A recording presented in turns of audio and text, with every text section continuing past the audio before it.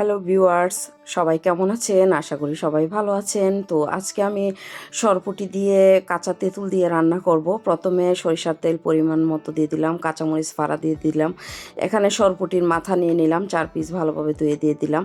এখানে পরিমাণ মতো পেঁয়াজ দিয়ে দিলাম, চালতা টুকরা করা, কাঁচা তেঁতুল টুকরা করা দিয়ে দিলাম।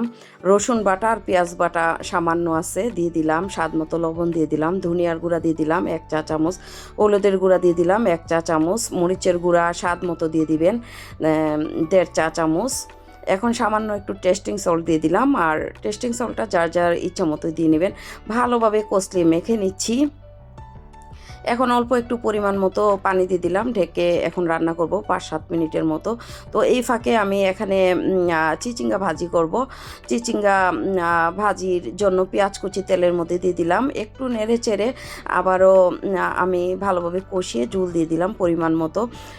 তো এখন একটা তেজপাতা ছিঁড়ে দিয়ে দিলাম, আদা বাটা রসুন বাটা দিয়ে দিলাম, সামান্য একটু হলুদের গুঁড়া দিয়ে দিলাম, কাঁচামরিচ দিয়ে দিলাম। এখন ভালোভাবে মশলাটা কষিয়ে নিচ্ছি, আর এখানে আমি কোনো মরিচ গুঁড়া দিব না।